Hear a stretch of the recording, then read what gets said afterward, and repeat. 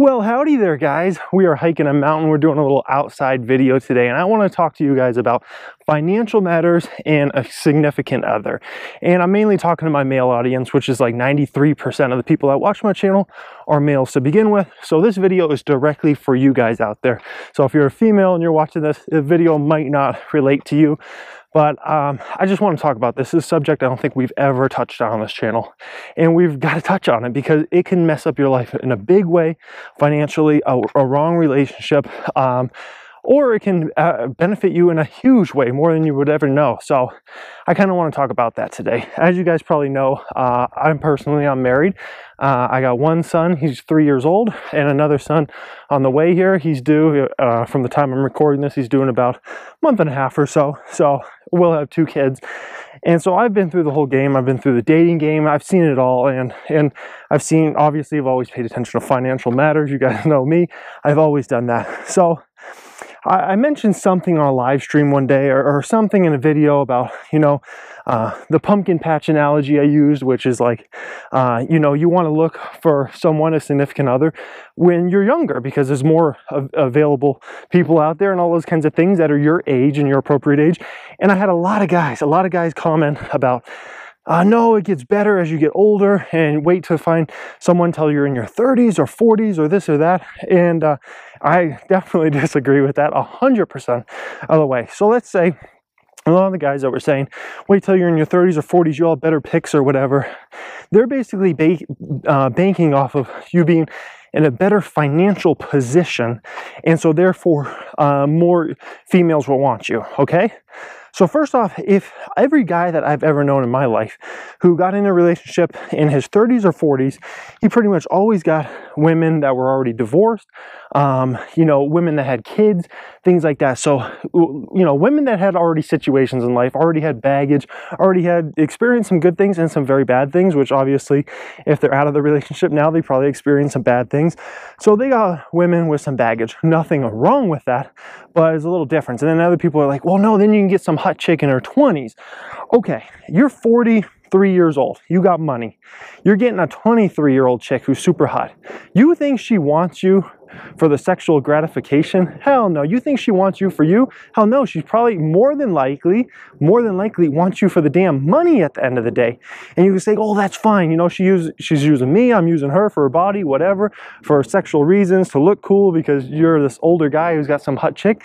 If that's the way you want to play it, that's the way you can play it. But at the end of the day, know that the likelihood of her cheating on you with some younger guy. I mean, I know when I was younger, I had people that tried to get with me, and I ended up finding out they were engaged or they were already married and things like that. And so, just realize that, some little hot Jeremy is out there who's 20 years old with a 6-pack and this and that, who, might do some damage on that. So just realize that. That's a big thing to realize there.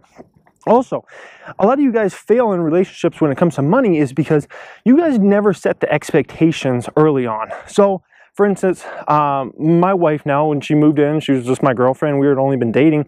Oh man, we'd barely been dating less than a month, or maybe a month. And I set the financial expectations up front. I said, okay, you can move in. This is cool. I'm more than welcome. It was kind of like a mutual thing. Like, I was definitely okay with her moving in, but I gave her like the bills she was gonna have to pay. She had to pay the electric bill and I don't know, the television, the internet. Like, I gave her the bills that she was gonna have to pay. And I was definitely making more money than her, so I paid the majority of the bills. I paid the super expensive ones like the rent and stuff like that, but she paid the little bills. So right off the bat, there was no like, it's going to be a free ride type thing. There's no, this is your free ride. And I think that's a big thing. Like, you guys got to you got to set the expectations up front. You can't just have someone move in with you with no expectations. And it's like, okay, am I paying all the bills and you're giving someone a free ride? Because that's a huge issue in itself. That's a huge issue. If you're fronting all the bills, then you're putting yourself at a significant financial disadvantage. The only way I could ever see myself paying all the bills is if I already had a family, I had kids, and that's what we did once we had kids. my wife stopped working, but she had already proven to me throughout years that she was willing to work, she was willing to make sacrifices. She proved to me everything over the course of years, that she was a hard worker, that she could make her own money, and she did that for years. And then we got married, had kids, and all that good stuff. So expectations up front, guys, like that is huge. That is huge. You've got to set those expectations up front if you're going to have someone move in. You're going to take the relationship to the next level, and it's going to be a serious relationship. Set those expectations. So then we get into, as you move along in situations and you move along in life, you can have someone, once you have kids, right? Once you have kids in life and that happens, if that's the route you want to go, maybe you never want to have kids in life. And I'll just tell you as a dad, there was a time I didn't think I really wanted to have kids. And then I had kids, and I would not trade it for anything in the world. The day I cried the most was the day my son was born. Holy smokes, I turned into...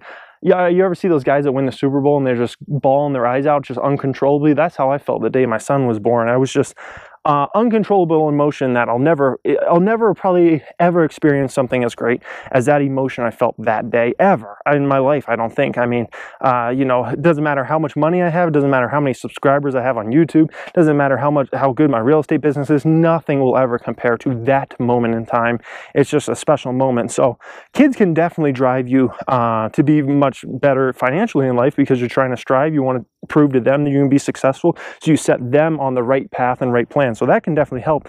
But then as you go in life and you have kids and whatnot, then if you want to be the sole money maker and you want your wife to take care of the kids, you can do that. You can go that route. That's the route I've gone, because the opportunities I have between my real estate business, between YouTube and everything, I don't really have time to be taking care of my son especially during the weekdays, as far as watching him for several hours or whatever. And I don't want him being watched. I don't want my son being raised by someone in a daycare. That's the bottom line. A lot of parents nowadays, who's raising the kids? It's the daycares end up raising the kids, or some other family member. I want it's either me raising them the majority of the time, or it's my wife. I want one of them. I want either her or me raising the kid. So with my whole situation, it was who has the better chance to make a lot of money?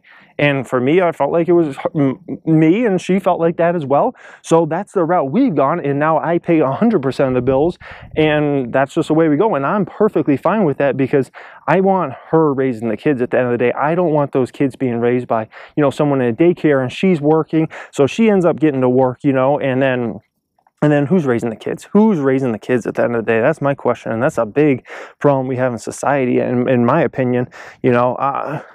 That's just, how I feel about that. And people may disagree, they may say, oh, maybe the daycare is raising the kids better, or whatever. And I understand there's some women and some men that both want to work. They don't really want to take care of the kids. And if that's the way it goes, that's the way it goes. But, those first 5 years, in my opinion, the woman should be raising those kids. And if not, then the dad needs to be raising them. Not the uncle, not the aunt, not the, the maid, not the, person at the daycare who you met for 7 seconds and talked to. Those people shouldn't be raising your kids. Your kids should be raised by you. You're the parent. That's your number one job as a parent, is to be a parent, to be there and, do all those kinds of things. So financial matters in relationships, you can kill you. And I don't want you guys to, and I know this happens for men a lot. You guys think your parents maybe were divorced. I was blessed that my parents never got divorced, so I never seen divorce as far as growing up. But I know a lot of you guys, you saw your parents get divorced. Maybe, you heard the story about some gold digger married some guy, and then, she divorced him right away, and she got millions of dollars or billions of dollars, or this or that. You hear a lot of negative stories about marriage or relationships and things like that. And I think that can cloud your guys' judgment a lot of times, because you see failure and that scares you away.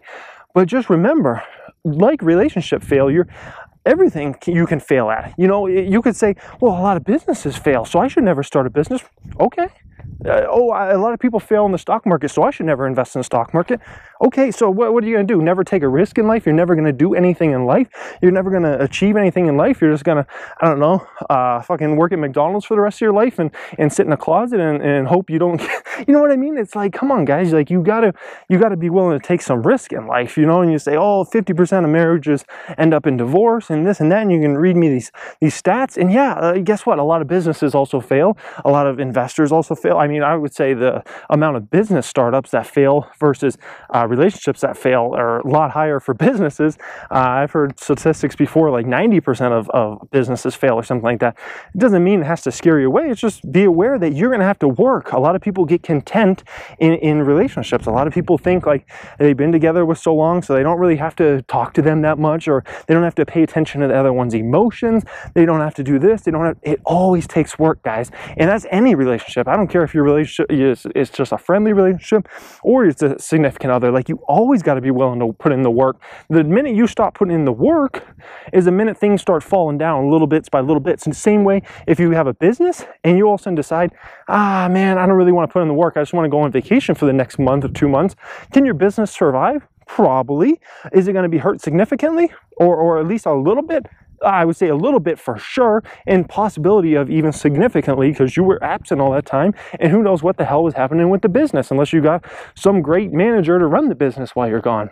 Let's think about stocks. I mean, if you could just throw money at some stocks and hope it works out for the next 10 years. But I'm going to tell you, the one that's actually paying attention to stuff all those 10 years and, is looking for new investments and opportunities. And when they get a big gain over a couple of years, selling that gain and putting it in the next company that could potentially have a big gain, I'm going to almost guarantee you they're going to probably do much better than the guy that, just puts money in an index fund and throws it away for the next 10 years or 15 years and never looks at the money, unless the stock picker is just so horrible that they can't pick stocks correctly. So that's just kind of how it goes, guys. Relationships, financials, set expectations up front. Don't just do whatever. Like, make sure you got a plan there. And that's just my feelings on this whole relationship and finances game, guys.